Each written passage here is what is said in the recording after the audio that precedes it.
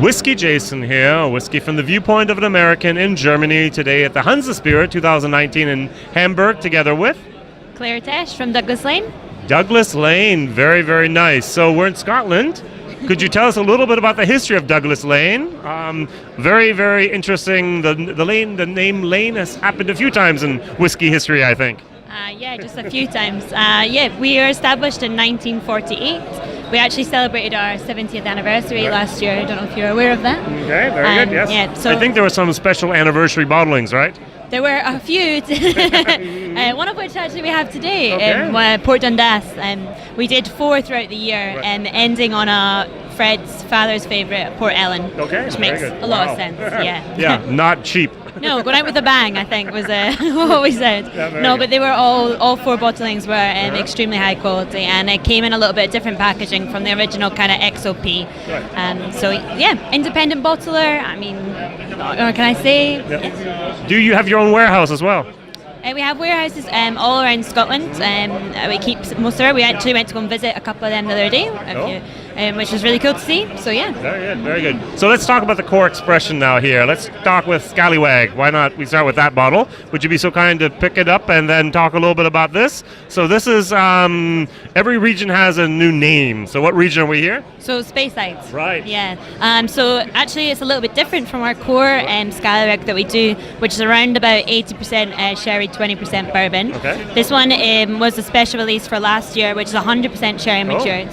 So a little bit more spice and nutty and kind of a bit fruity. So this is specifically for our 70th because 10 in dog years, Right. 70. I'm Marketing a little genius. slow, but I like it. Not It's so, like, not so. dog years. Oh yeah, 7 times. Yeah, very good. Our marketing had a lot of fun with this. So this one was released last year. It's a vatting or a marriage of Macallan, Mortlach and Glenrothes. Oh, nice All stuff. the goodies, all the goodies. Very, Exactly, very good. exactly. And So very good price. What about? I think on this one we're about 55, 60 Okay, whatever. euros That's very, very good. Yes. Probably 60 euros-ish. Okay, very Maybe more, maybe less. Guys at BSC will be able to give you a kind of clear indication of pricing. Very good. Okay, so just not the one bottle that we have here, not just the regions. What was the price again? 45 euros. It's great to have a break so we can take a look at the prices. It's also difficult, pounds, euros sometimes, right? A little bit tricky. Don't worry. Yeah. So let's move on to something I like. I like Old Particular. Okay. I love your grains. Excellent grains. But today we have a bottle over there. Could you once again show it? The 15-year-old, where are we? We're in the Highlands for Blair Athol. I particularly also like the grains. I think that's one of the reasons that the Old Particular for me stands out, is simply because of the grains.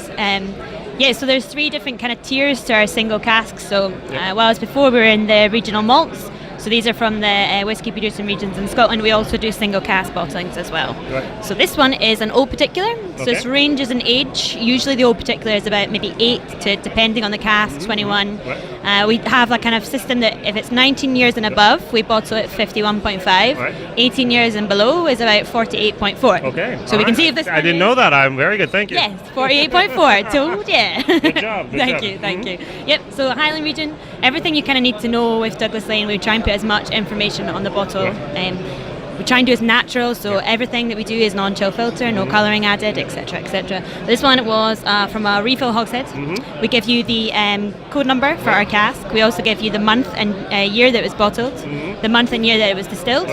Give you the tasting notes, the ABV, and then we even give you the code for who wrote the tasting notes. So this one was Cara that wrote these tasting notes. Where can we find those tasting notes then? Online? In a teeny online on all the bottles. Put for Old Particular, Provenance and XOP, they're all on the bottles. All right, very, very good. Yes, all right, good. A very great series. I have not had a bad Old Particular yet. Congratulations. Thank you very much. And then there's something that people just love here, and there's actually a German edition, and there's many different editions from it, the Big Pete. Yeah, so this one is, actually had a couple of people in to visit me the other day, and one of them had a Big Pete tattoo. I didn't realize like the cult following that goes along. You had no idea. People have tattoos and maybe would name their children that if they could and so on. True. One in the future maybe, I think, for you guys. I don't know. This one is a 26-year-old, so it's one of our limited editions that we do at the moment. The classic Big Pete is a vatting of Bowmore, Ardbeg, Kalila and Port Ellen. This one's slightly different. There's no Port Ellen, but it's got Bowmore, Ardbeg and Kalila in there. Yeah. And yeah, distilled in 1992, 2 years after I was born. Oh, wow, 2 years after I got married for the first time. Showing my age there. Yeah, showing my age there. But slightly different as well. Bottled at 51.5%. Yeah, Right. so pretty good colour on it actually. Good to know. Sure. Very, very good. Now, the next question I always like to ask is, what can we expect in the future here from Douglas Laing? The same old, or you have something special up your sleeves? It depends what you mean by the future, I suppose. In the next, hopefully, 12 months, you should see, if not a development on the distillery that we're opening called Clutha, which is going to be along the Clyde. So fingers crossed, as all being well, it should be the end of this year. Waiting on a few kind of problems with that with SEPA, etc. The water board building on the river is a little bit of a disaster for a distillery. Yeah. But got all those checked off. So, and then products wise, I mean, Douglas Laing, we love to release many products. So highlights in the next couple of months. Big Pete's 10th birthday. Right. I don't know if you knew, but 2009 was the year that Big Pete was a brand. So we're going to do, like the Queen, a year-long birthday party for him because he deserves it. You know, he's been working really hard. And then, as well as that, we have a Timorous Beast G12. And this one's slightly... Cast strength, I think. Yes. Really, really good. And packaging-wise, it's completely different. Usually the Timorous Beastie comes in a black package. We've kind of gone stark contrast and we've put it in white. Oh, good. Yes, it's very lovely. And then usual provenance or particular XOPs, you'll see a wide range and variety of single casks from us. There'll be some limited editions, I'm sure, of the regional malts. But those are the two that in the next couple of months you should see. If Timorous Beast 12 is out now. All right, very good.